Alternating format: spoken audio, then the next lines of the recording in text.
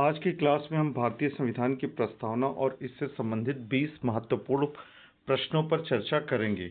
भारतीय संविधान की प्रस्तावना की अगर हम बात करें तो भारतीय संविधान की प्रस्तावना में संविधान की भूमिका को बताया गया है और संविधान के मूल उद्देश्यों, आदर्शों और राज्य की प्रकृति को स्पष्ट करती है। भारतीय संविधान की प्रस्तावना, अगर हम उसकी परिभाषा को देखते हैं तो भारतीय संविधान की प्रस्तावना में संविधान की वह प्रारंभिक पंक्ति है जो उसके उद्देश्यों, ये ध्यान देना है, उद्देश्यों और मूल भावों को व्यक्त करती है।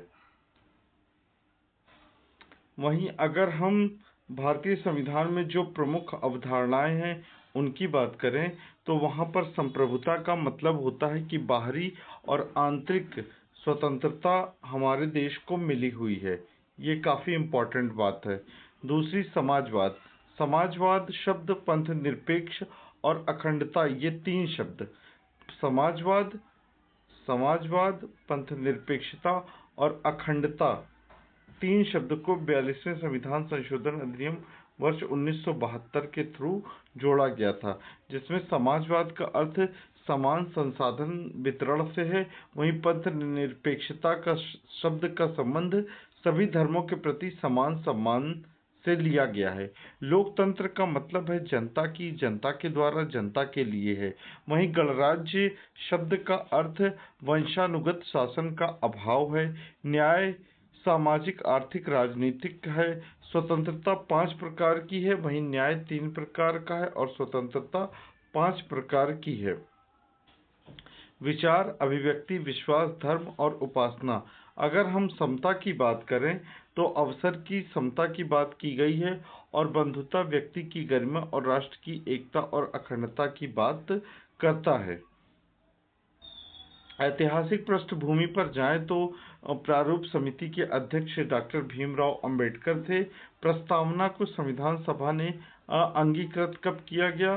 प्रस्तावना को संविधान सभा ने 26 नवंबर वर्ष 1949 को अंगीकृत किया था।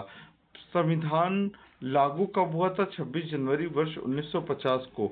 42वें संविधान संशोधन 1976 द्वारा 3 शब्द जोड़े गए थे, जैसा कि हमने पहले भी पढ़ा, जिसमें समाजवाद, पंथ निरपेक्षता और अखंडता है।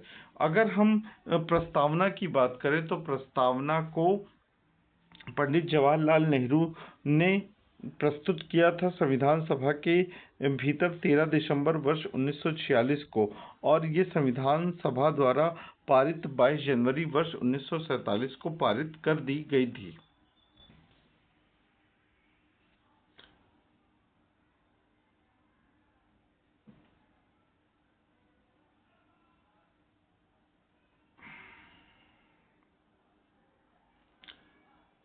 महत्वपूर्ण फैक्ट्स की अगर हम बात करें तो प्रस्तावना की भाषा हम भारत के लोक से प्रारंभ होती है। ठीक है, यह विश्व के सबसे विस्तृत प्रस्तावनाओं में से एक है। इसमें कुल 42 शब्द हैं। ये चीज़ गलत है।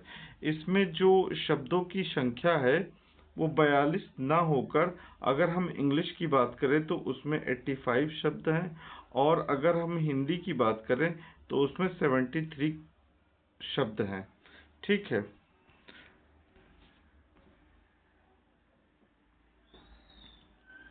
प्रस्तावना की संरचना की बात अगर हम करें तो प्रस्तावना में उद्देश्य हैं जो वो न्याय के हैं। न्याय अपने 3 तरीके के हैं। स्वतंत्रता 5 तरीके की है। समता है, बंधुता है। राज्य की प्रकृति को कैसे रखा गया? संप्रभु राज्य रखा गया है। समाजवादी, पंथ निरपेक्ष, लोकतांत्रिक गणराज्य रखा गया है।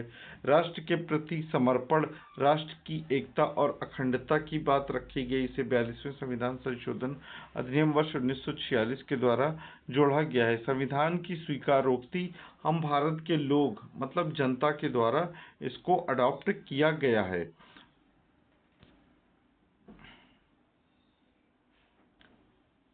अगर हम संप्रभु शब्द के अर्थ की बात करते हैं तो संप्रभु शब्द का मतलब सर्वोच्च सत्ता संपन्न से है, क्योंकि भारत के ऊपर किसी आंतरिक या बाहरी शक्ति का दबाव नहीं है।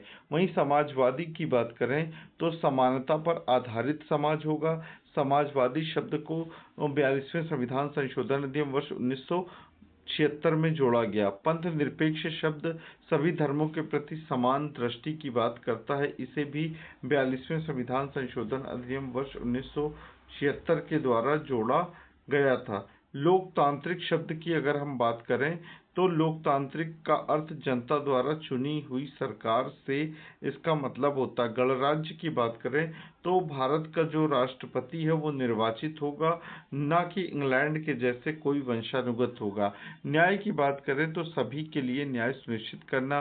स्वतंत्रता की बात करें तो मौलिक स्वतंत्रताओं की गारंटी दी गई है। समता की बात करें तो समान अधिकार एवं अवसर की बात की गई है। वहीं हम बंधुता की बात करें तो एकता और भाईचारे की भावना की बात की गई है।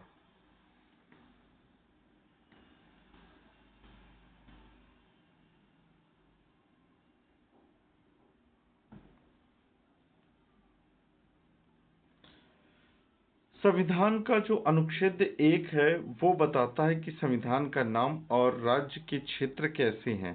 ठीक है।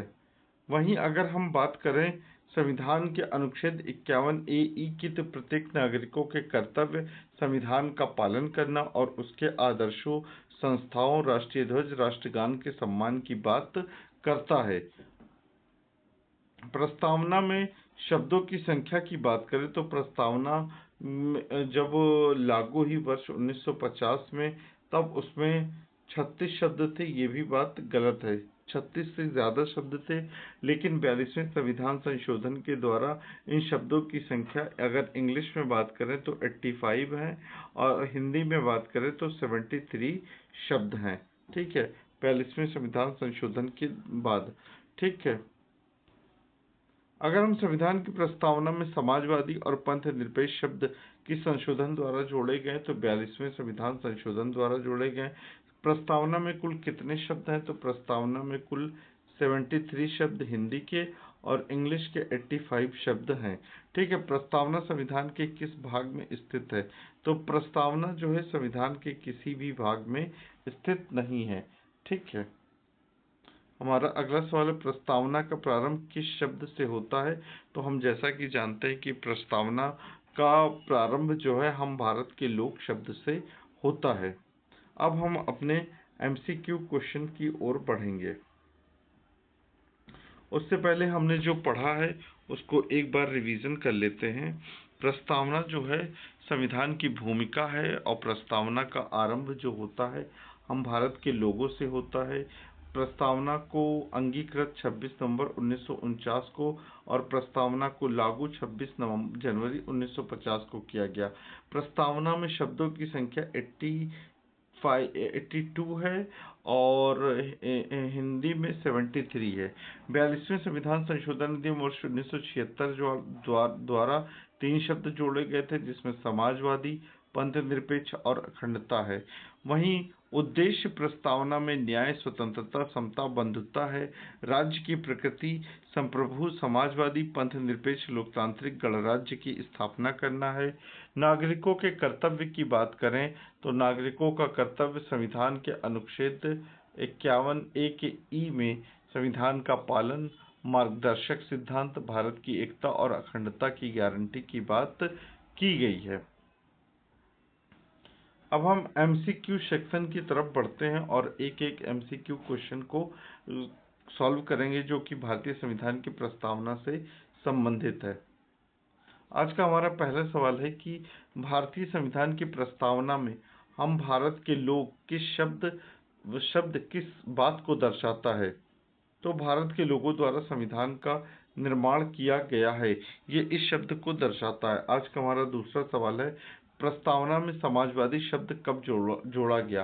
प्रस्तावना में समाजवादी शब्द को वर्ष 1976 में जोड़ा गया। इसे 42वें संविधान संशोधन अधिनियम वर्ष 1976 के द्वारा जोड़ा गया था। इसमें 3 शब्दों को जोड़ा गया था। पहला समाजवादी, दूसरा पंथ निरपेक्ष और तीसरा अखंडता शब्द था। आज का हमारा तीसरा क्वेश्चन है कि निम्नलिखित में से प्रस्तावना का मूल उद्देश्य क्या है। प्रस्तावना का जो मूल उद्देश्य है वो संविधान के आदर्शों और लक्ष्यों को व्यक्त करना प्रस्तावना का मूल उद्देश्य है। आज का हमारा अगला सवाल है कि प्रस्तावना में कुल कितने आदर्श दिए गए हैं। प्रस्तावना में कुल 5 आदर्शों की बात की गई है। ये काफी इंपॉर्टेंट सवाल है और ये एग्जाम में बार बार पूछा जाता है। आज का हमारा अगला सवाल है, पंथ निरपेक्ष शब्द प्रस्तावना में कब जोड़ा गया। तो पंथ निरपेक्ष शब्द को प्रस्तावना में वर्ष 1976 में जोड़ा गया। इसे 42वें संविधान संशोधन के द्वारा जोड़ा गया था। 42वें संविधान संशोधन अधिनियम वर्ष 1976 के द्वारा 3 शब्द जोड़े गए थे। ये 3 शब्द कौन कौन से थे? जैसा कि हम जानते हैं, समाजवादी, पंथ निरपेक्ष और अखंडता शब्द को जोड़ा गया था। आज का हमारा अगला सवाल है, भारतीय संविधान की प्रस्तावना को अंगीकृत किस अंतिम तिथि को किया गया था। भारतीय संविधान की प्रस्तावना को अंगीकृत 26 नवंबर 1949 को किया गया था। और वहीं भारतीय संविधान कब लागू हुआ था? तो 26 जनवरी वर्ष 1950 को लागू किया गया था। उद्देशिका का जो विचार है वो कहाँ से लिया गया है? उद्देशिका का जो विचार है वो यूएसए से लिया गया है। ये काफी इंपॉर्टेंट सवाल है। यूएसए से लिया गया है। और उद्देशिका की भाषा को ऑस्ट्रेलिया से लिया गया है। ठीक है। उद्देशिका को किसने राजनीतिक जन्म पत्री कहा है? के.एम. मुंशी ने कहा है। संविधान का परिचय पत्र उद्देशिका या प्रस्तावना को किसने कहा है? तो संविधान का परिचय पत्र या प्रस्तावना एन.के. पालकीवाल ने कहा है। संविधान की आत्मा किसे कहा जाता है? संविधान की आत्मा संविधान की प्रस्तावना को कहा जाता है, लेकिन संविधान की आत्मा अनुच्छेद 32 बी.आर. अम्बेडकर ने उसे कहा है। मतलब कि संविधान की आत्मा को, अनुच्छेद 32 को भीमराव अम्बेडकर ने संविधान की आत्मा कहा है। आज का हमारा अगला सवाल है कि प्रस्तावना में निहित न्याय से क्या आशय है। तो प्रस्तावना में जो निहित न्याय है वो सामाजिक, आर्थिक और राजनीतिक न्याय की बात करता है। निम्नलिखित में से कौन सा शब्द प्रस्तावना का भाग नहीं है? तो स्वतंत्रता है, समानता है, लोकतंत्र है, संघवाद जो है ये प्रस्तावना का भाग नहीं है। आज का हमारा अगला सवाल है कि प्रस्तावना में अखंडता शब्द किस संशोधन द्वारा जोड़ा गया था। इसे 42वें संशोधन द्वारा वर्ष 1976 में जोड़ा गया था।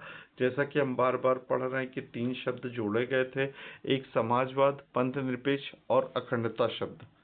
हमारा आज का अगला सवाल है, व्यक्ति की गरिमा और राष्ट्र की एकता का उल्लेख प्रस्तावना में किस रूप में किया गया है।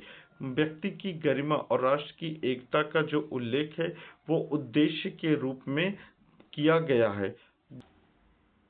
हमारा अगला सवाल है कि प्रस्तावना में प्रयुक्त पंथ निरपेक्षता शब्द किस संशोधन द्वारा जोड़ा गया। इसे 42वें संविधान संशोधन 1976 के द्वारा जोड़ा गया। निम्नलिखित में से कौन सा शब्द प्रस्तावना में मूल रूप से नहीं था। तो प्रस्तावना में मूल रूप से शब्द जो नहीं था वो समाजवादी शब्द भी नहीं था और पंथ निरपेक्ष शब्द भी नहीं था। इन दोनों शब्दों को जोड़ा गया है 42वें संविधान संशोधन अधिनियम वर्ष 1976 के द्वारा। हमारा अगला सवाल है कि संपूर्ण प्रभुत्व संपन्न से क्या अभिप्राय है।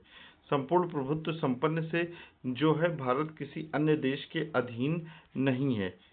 नेक्स्ट क्वेश्चन है कि निम्नलिखित में से किस शब्द का अर्थ सबके लिए बराबरी और न्याय की बात करना है।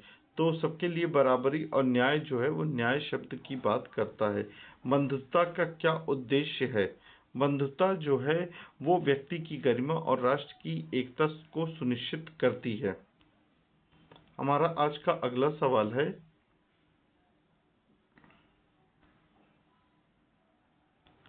प्रस्तावना में हम भारत के लोग वाक्य से क्या स्पष्ट होता है। संविधान जनता ने स्वयं बनाया है, ये इस बात को स्पष्ट करता है। निम्नलिखित में से कौन सा कथन प्रस्तावना के संदर्भ में सही है। यह संविधान की आत्मा और मार्गदर्शक सिद्धांत से संबंधित है। ठीक है। आज का हमारा अगला सवाल, 42वें संविधान संशोधन 1976 द्वारा प्रस्तावना में कितने शब्द जोड़े गए थे?